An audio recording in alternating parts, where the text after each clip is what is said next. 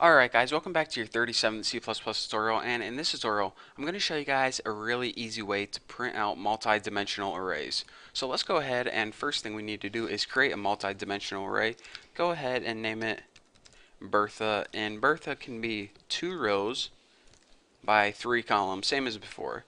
So now what we need to do is go ahead and make an array of arrays. So the first thing I do is put my 2 arrays in there, separated with the comma. So now we have 2 arrays, which would be 2 rows, and now put 3 values in each, like we'll just put 1, 2, and 3 in the first one, and 7, 8, and 9 in the second one. So now we have an array called Bertha that has 2 rows and 3 values in each row. So it's basically a table that's 2 by 3. So in order to print this out, what we need to do first is we need to loop through each row one by one. We're going to loop through the first row, and then we're going to loop through the second row. So let's go ahead and make a for loop, and well, we might as well name this row, and of course it always starts at 0 because the 0th index is the first element in your array. So row 0, and the second one is row is less than 2. So what this is going to do when we put row plus plus is it's going to go from 0 to 1. So row 0, then row 1. It's not going to go row 2 because, of course, 2 is not less than 2. So now we're looping through each row one at a time. And now, of course, you guys can probably guess what I'm going to do next. We need to loop through each column or each element in the row. So now, in order to do that, go ahead and make another for loop, and this is going to look really familiar. There we go. Int column, make sure I spelled it right. This one starts at 0 as well. Again, all arrays start at 0, even if they're inside another array.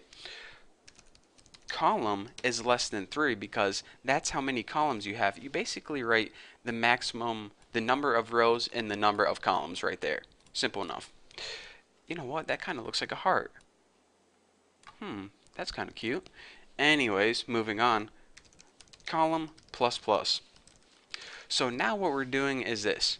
We're looping through each row one by one. The first time it loops through row 1, it's going to loop through each of those elements, 1, 2, and 3. And then it's going to loop through row 2, and then it's going to loop through each of those elements, 7, 8, and 9. So after we get through looping through each column, we want to move to the next line, cout end line, because again each row is on a different line, so that's why when we're done looping through the last element in the row, we want to move to the next line.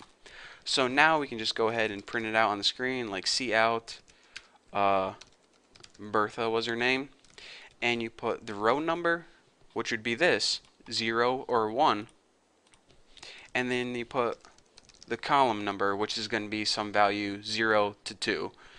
And that would be these values right here. So let's go ahead and make sure you don't write end line on, actually what we do need to do though is add a space there. But make sure you don't write end line on this line right here, because these are your column values. You don't want every single one of these numbers to go on a new line. You only want it to go to a new line after you're done looping through the last element in that column. So let's go ahead and print it, make sure I didn't forget any semicolons, which I did somewhere, and let me see what's wrong. Oh, I see. What I did here is I put a come on, highlight it. Put a comma instead of a semicolon. So now let me check, make sure to run it again, and there we go. In our first row, it printed out 1, 2, 3. And in our second row, it printed out 7, 8, 9. So this is a perfect way to visually see multi-dimensional arrays. So pretty cool, huh? So again, one last time, here's what we did. I'll just leave this down here.